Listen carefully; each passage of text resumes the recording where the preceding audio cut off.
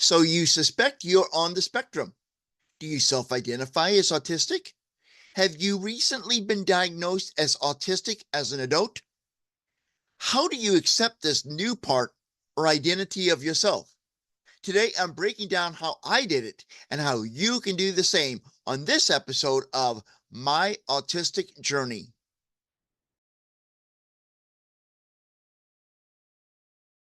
Hey, Define Yourselfer. I am Chris Mitchell, aka the Confident Autistic. I'm a late diagnosed autistic and a certified confidence life coach serving the adult autism community. Before we get into today's topic, please like and share this video with other autistics. And if you like the content on this channel, please subscribe. When you subscribe, do not forget to ring the bell to be notified of new videos and when I go live on the channel. And stay tuned to the end of this video for a free gift from me to you. When I first started suspecting I was autistic, I felt excited. I thought all the weird things I've done in my life and I continue to do in my life, there may be a reason for this.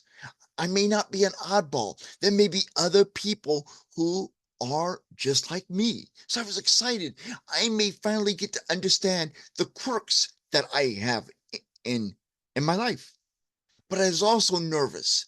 And I'll tell you why I was nervous. I was nervous because of the fact that I know the stigmatism and a stigma with being labeled autistic. And I also kind of remembered and was thinking of the autism as the definition it was many years ago, whereas, it's more low functioning, forgive me for that term, but it was, and where people would have to be institutionalized, they were nonverbal, got aggressive, that kind of thing. And I thought, I don't know if that's really me. So I was kind of nervous about that and very nervous that if I'm on the spectrum, that's going to change people's opinion of me and my opinion of myself because of the stigmatization that comes with being an autistic. When I started to self-identify as autistic, I kind of felt great because I was beginning to accept who I may actually authentically be. I may be autistic. The more research I did to find out some of the quirks that I do, if they are traits of autism, and finding out they were or potentially were, the more I felt comfortable identifying as autistic. But I also felt a little bit of guilt. I felt like, should I really be self-identifying, which is a form of self-diagnosis, if you want to say. And I'm a very strong advocate against people self-diagnosing themselves. But as I did more research within the adult autism community, I discovered self-identity was acceptable in the community for many reasons, including there's not that many people who will evaluate an adult for autism, most of them with children. And if you do find someone, many insurance companies will not cover it, which means an out-of-pocket cost of anywhere from $1,200 to $5,000. Now, I also had fear, and the fear was I'm self-identifying as autistic. What if I'm not? Then I'm going to be embarrassed in front of people I've identified as autistic in front of. And I guess I was concerned about my image and what people thought of me. So uh, I had to work through those emotions. And I finally settled on I'm going to self identify because this is who I may be. I'm accepting it. And I would be more surprised if they did not diagnose me as autistic than if they do. When I received my late diagnosis of autism, I was excited because everything is now making sense to me from my entire life from childhood up until today. I was very excited about that. But I felt guilty about being excited because, like, who's going to be excited about getting a diagnosis of autism and the stigma that may come with it? So it's conflicted, but overall, I was excited about it.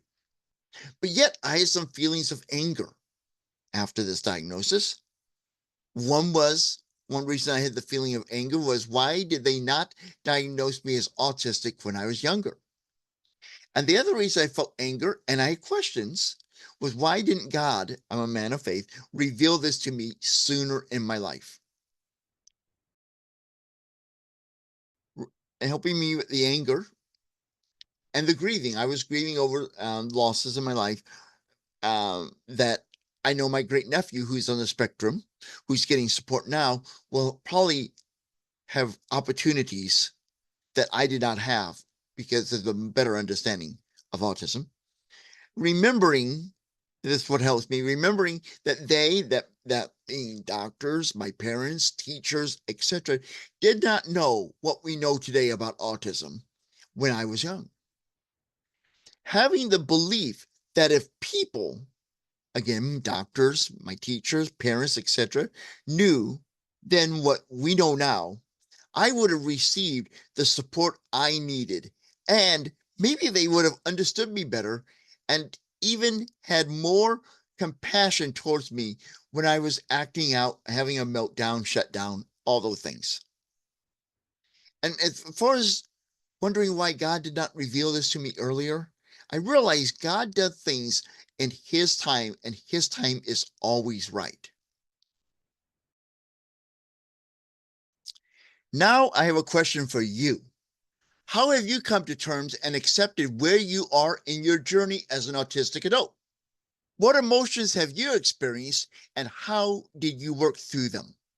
Sharing your experiences may help others. Share them in the comments.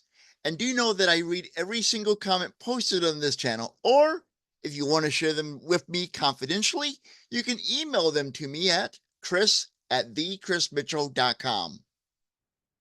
I am Chris Mitchell, the Confident Autistic, reminding you that you can be a confident autistic too, and I'm here to help.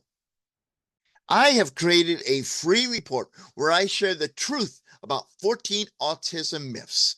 This PDF will help you separate the fiction from the facts about autism and understand your autistic self better.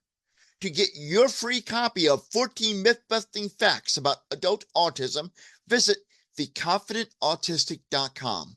Do it now. Your future, self-confident, authentic, autistic self is waiting to thank you.